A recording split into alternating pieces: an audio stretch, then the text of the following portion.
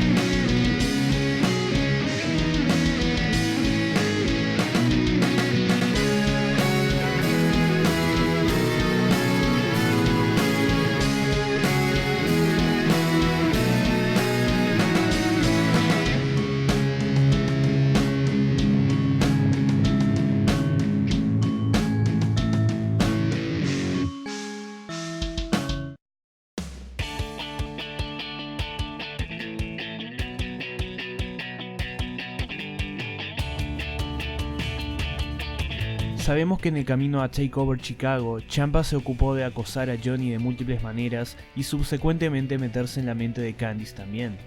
Mientras Gargano pasó a dejarse llevar por las provocaciones del psicópata, LeRae empezó a ver sus trampas sin ningún problema, y trató de alejar a su esposo de ese vórtice de negatividad, aunque todos sabemos que no tuvo éxito. Mientras Gargano seguía obsesionado con su derrota en Chicago, Candice LeRae decidió tomar una actitud positiva, mirando hacia el futuro y queriendo concentrarse en su carrera individual, incluso logrando derrotar a la dama de NXT, Lacey Evans, y prometiendo ir detrás del campeonato femenino. Lamentablemente, la campeona femenina de NXT es alguien que conoce muy bien a LeRae, siendo la persona que la eliminó arrogantemente del torneo Mae Young Classic el año anterior. También sabe cómo meterse en la mente de sus rivales. Shayna Baszler no perdió tiempo en burlarse de Candice y reprochar que es solamente la esposa de Johnny Gargano y nada más. La pelea de Candice por salir de la sombra de Johnny y marcar su propia identidad refleja la realidad de su rol en NXT durante este tiempo, y por los siguientes veces veremos a Candice hacer todo lo posible para evitar ser definida por el problema de DIY. Es acá cuando el programa le da un tiempo a LeRae para brillar por su cuenta, sin tampoco sacarla de su papel. Adecuadamente, en el episodio de NXT del 18 de julio de 2018, LeRae batalla contra Nikki Cross y Kairi Sane para una oportunidad al título de Baszler. Un combate muy bueno y también muy infravalorado, donde Kairi se lleva la victoria. Sin importar este resultado, Candice y Shayna continúan su rivalidad, la cual la lleva a una lucha no titular, en donde Baszler brutalizó a LeRae. Y como hemos visto con Dakota Kai, enfrentar a Shayna Baszler es algo que te consume psicológicamente. No veríamos a Candice hasta mediados de septiembre, donde el destino le arrastró de vuelta a las andanzas de Johnny Gargano y su entonces misterioso ataque hacia Aleister Black. Es interesante notar que cuando fue interrogada por William Regal, ella sugirió que Ciampa fue quien atacó a Black. Sin hacer caso a eso, Regal la cuestiona por Johnny. Candice dice que debido a que ellos prometieron mantener sus carreras separadas, no sabe nada más que el hecho de que luego del anuncio de la triple amenaza en Brooklyn, Gargano la hizo quedarse en el auto mientras él se arreglaba. Sin embargo, ahora entendemos que Johnny quiso mantener a LeRae alejada de sus oscuras acciones. La semana siguiente, Gargano y Candice son interrumpidos a las afueras de Full Sail por Lacey Evans, quien se burla de la pareja llamándolos señor y señora fracaso. Parece que la crisis existencial de Johnny se ha vuelto la burla de todo el plantel de NXT, y Candice LeRae no puede evitar verse involucrada en medio de todo. LeRae y Evans se enfrentarían una semana después, en donde la primera saldría derrotada tras una provocación de la sureña en medio del combate. Meses atrás, Candice no tuvo problemas en vencer a la sofisticada ex Marine, pero ahora se dejó llevar por provocaciones y burlas, justo como suele hacer su esposo, y eso le costó la derrota. Poco a poco, Candice también está empezando a romperse. Ya no puede hacer oídos sordos a la situación, necesita volver a ayudar a Gargano antes de que las cosas terminen mal para ambos. Mientras tanto, Nikki Cross reveló el secreto. Alistair estaba listo para impartir su justicia. Johnny Gargano patea a Alistair Black. En la siguiente semana, Candice LeRae confronta a Nikki Cross por su revelación. Nikki solo se ríe de ella, mientras que LeRae le dice a Cross que esto no es un juego y se está metiendo con la vida de la gente. A Cross no le importa porque, como dije en la parte 8, habiendo sido miembro del grupo Sanity, ella es una predicadora del caos, y las múltiples consecuencias que tuvo el ataque hacia Alistair son un ejemplo perfecto de la teoría del caos o efecto mariposa. Cross se regodea con causar este tipo de cosas, es una auténtica pícara en el sentido mitológico de la palabra. Lamentablemente para Candice y Johnny, la influencia caótica de Cross es inevitable. Alistair Black sale a confrontar él mismo a Candice. Black demanda saber dónde está Gargano, pero Candice dice que se quedó en casa. Alistair amenaza el futuro de Johnny ante ella y se retira, solamente para minutos más tarde recibir la noticia desde William Regal que se iba a enfrentar a Johnny en Wargames. Una semana luego, Candice demanda una lucha contra Nikki Cross para poder confrontarla directamente. LeRae no responde por las acciones de Johnny y de hecho expresa que quiere mantener su opinión de la situación en secreto. Sabemos que LeRae no aprobaría las acciones de Gargano, lo supimos desde el camino a Chicago, pero él también es su esposo y lo entiende más que nadie. Ella se encuentra en la extraña posición en la que ve las dos versiones de la historia y eso la deja en una postura moral bastante gris. Tenemos que entender que LeRae no está enojada con Nikki porque apruebe lo que hizo Gargano.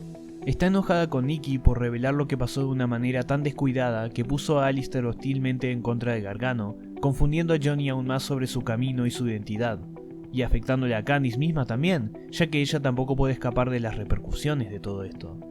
Y efectivamente, todo esto comenzó con el constante hostigamiento de Tommaso Ciampa meses atrás. Ella sabe quién es el verdadero enemigo, pero tampoco puede justificar con eso las acciones de Johnny, lo que hace esta situación mucho más compleja. Johnny es una víctima, pero tampoco es inocente. Precisamente la canción de entrada de Alistair Black refleja la situación con los versos "No hay hombre verdaderamente bueno, no hay hombre verdaderamente malo". Llegamos al pre-show de Wargames, y Candice y Nikki se enfrentan. LeRae no duda en mostrar su enojo hacia Cross y su resistencia en la lucha la hace sobrevivir a la purga, un remate al que nadie había sobrevivido antes en NXT.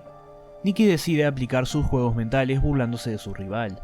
Esto hace que Candice despierte más de su ira interna y Mauro Ranallo señala que esto la hace más similar a Gargano.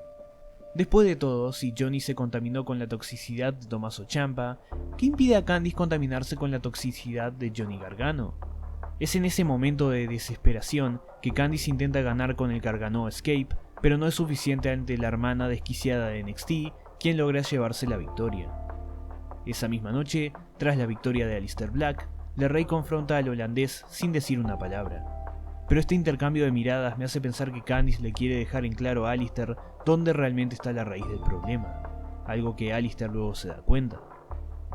El 28 de noviembre, Candice sería entrevistada por múltiples personas, pero nuevamente guardó silencio y no la volveríamos a ver por el resto del 2018. Su ausencia es un misterio, pero imagino que es por buena razón. Luego de que LeRae se viera a sí misma a punto de caer en la penumbra como su marido, podríamos decir que decidió alejarse de todo y mantener un perfil bajo para recuperarse. En todo caso, la ausencia de Candice no parece ser un simple descuido de NXT. El video de introducción del programa suele ser cambiado con frecuencia para reflejar quiénes son prominentes en el show. Incluso cuando Candice pasaba semanas sin aparecer, ella seguía conservando su lugar en la intro. Es como que el programa no quiere que olvidemos que LeRae sigue ahí, siendo un pequeño pero crucial elemento en la historia de DIY. Muy bien. El camino tumultuoso de Candice LeRae estos meses está lleno de enigma, pero creo que la idea general se resume en este tweet que hizo en agosto. Candice sabe discernir lo que es el camino correcto y quiere que Johnny siga en el mismo. Se podría decir que LeRae es el corazón virtuoso de esta historia, asegurándose de mantener sano a Johnny en los momentos clave y salvarlo de la máxima ruina. Ella cree en él. Ella sabe que él puede encontrar la luz al final del túnel sin importar las amenazas del momento. Y si esas amenazas son muy peligrosas, entonces ella tomará acción y guiará a su compañero. Candice es lo que Johnny necesita para recuperarse. Después de todo, tanto el personaje Candice LeRae como la performer Candice Gargano saben de relaciones tóxicas y cómo salir de ellas. En una entrevista totalmente fuera de personaje con Lilian García, Candice detalla lo que fue vivir en una relación tóxica años antes de conocer a Johnny y estar a punto de caer en el alcoholismo. Fue la presencia de sus sobrinas y el cercano vínculo que tenía con ellas quienes la hicieron reaccionar y recuperarse. So for a little while, I was like, I'm taking a break from wrestlers because everybody's like, don't do it, it's bad for you. I'm gonna date a musician who is like friends with my younger, or like acquaintances or something with my younger brother. And I just came to find that a lot of his habits were kind of toxic. It didn't really hit me until I realized that like I was relying on a mini fridge next to my bed having liquor in it at all times. Okay. And then I was going, this is a problem.